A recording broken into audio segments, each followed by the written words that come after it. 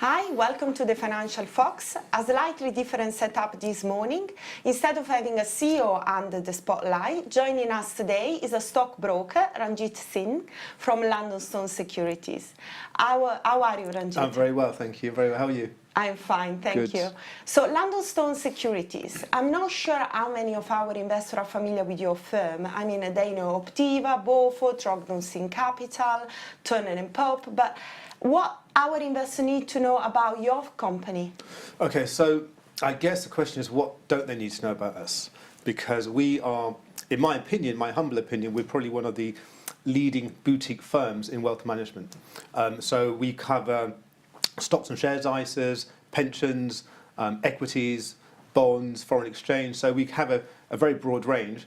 But I suppose our USP is the fact that it's a very personal service. So we're not big, we're not sort of, a Deutsche Bank, although I used to work there.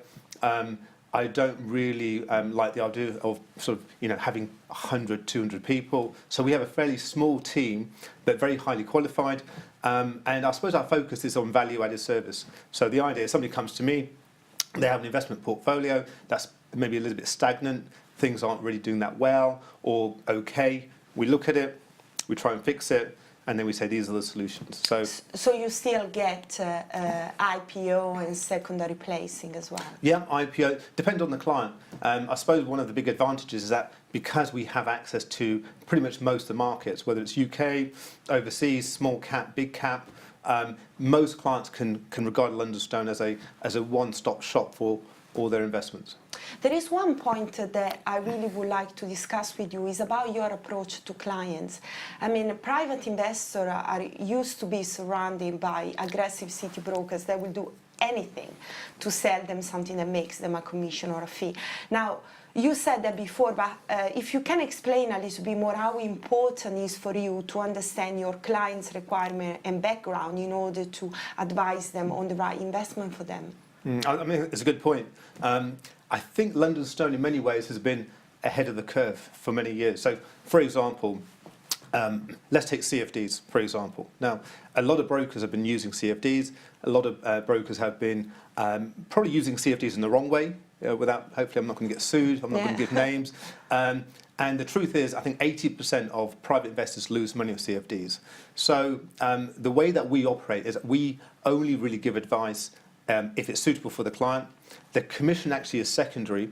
And I think it really begins from the top. So, for example, if the culture in the firm is to recruit 50 kids straight out of university, or straight out of school, 16, 17-year-old, and you motivate them by, saying, look, if you do X number of sales, we're going to take you away for Paris at the weekend, or buy you a Rolex watch, then straight away the culture is a wrong culture. Yeah. So, and the way I see it is this, because it's my business, the most important thing for me is to make sure the clients are happy, make sure we have an excellent client retention rate, make sure we don't have complaints, because if that happens, then we'll get money from a large number of clients and earn a small amount of commission from each one. Whereas the business model at the moment in the city, I think, for a lot of firms, not all firms, but a lot of firms, is, have a high rotation of clients, a high rotation of staff. So people, it's like a revolving door. And that's their business model. Whereas what we're trying to do is, in many ways, we're small, but we aspire to be, like a Hargreaves Lansdowne. Take a small percentage of a large number of funds under management. What's your type of client? Demographics, I guess, between ages of 50 to 80. So either retired or approaching retirement age.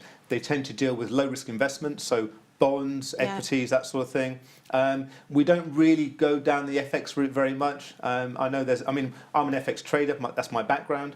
But generally speaking, we want to go more towards wealth management. So although technically we're a stockbroking firm, we are involved more in wealth management. So a lot of strategies. I'm a specialist in options, for example. I'm a specialist in creating fund structures. So a lot of clients will tend to come to us with a view of a 10-year plan rather than a short-term, make 6 months quick money. So if we go down to the nitty-gritty and we get to something a little bit more concrete, what guidelines do investors need to follow in order to build up a successful portfolio to balance out, for instance, the risk posed by market volatility or political uncertainty such as Brexit? Okay, so the way I see it is this. So when I build a portfolio, and this is just my own approach, I like to think of it like building a house. Okay, so imagine you're building a house. So there's 5 things that every portfolio needs. The first thing is really good foundations. So the idea is you have concrete foundations. That is a basis of your portfolio. And that's where a lot of people go wrong. So for example, the structure, that means tax efficiencies. You know, should you buy it in your name? Should you buy it in your friend's name? You know, what's the structure? The second thing is income. So the income is like your utilities. That's like having, I don't know, electricity, gas, water, the main basic. Now, a lot of people don't like income, but I always go for income. Even if you're a high rate taxpayer, income paying shares are still useful because you can still sell the shares before they go ex-dividend. Third, capital growth. That means an appreciation of the asset. Above that is speculation, so looking for a little bit of risk. That could be the equivalent of a, I don't know, underfloor heating, indoor swimming pool in terms of a house structure. And then the last thing is insurance. So the thing that amazes me is that if you think about in your life, the most important things in your life, what are they? Your life, so you take out life insurance. Your house, so you take out house insurance. Possibly your car, you take out car insurance.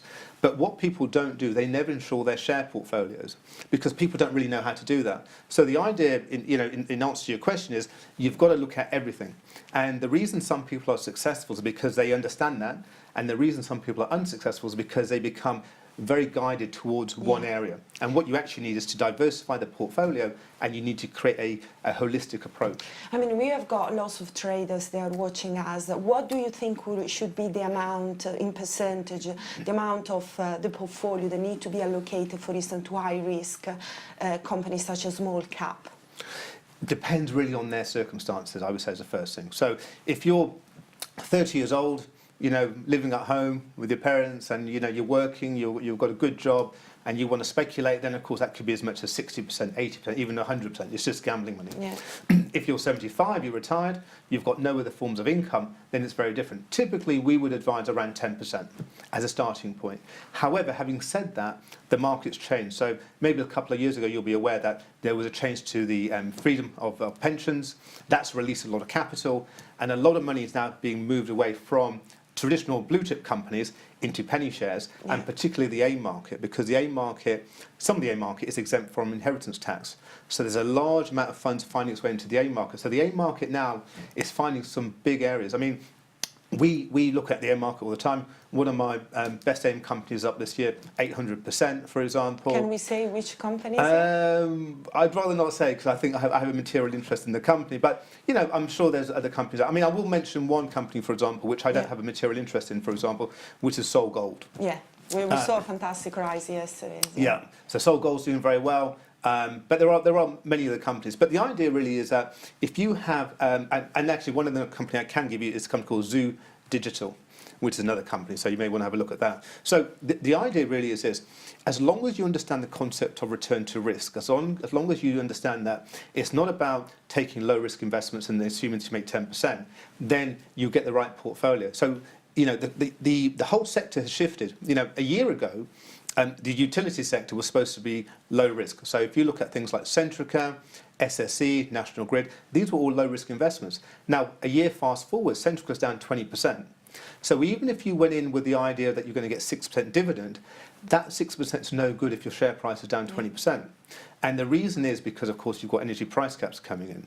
So low risk doesn't mean low risk. In 2005, the banking sector was low risk. In 2007, they were worth probably 5% of what they were worth in 2006. So I don't really like the idea of putting things into categories. I think you've got to look at the company, you've got to look at the balance sheet, and you've got to make an assessment on what you know, not what people think you know.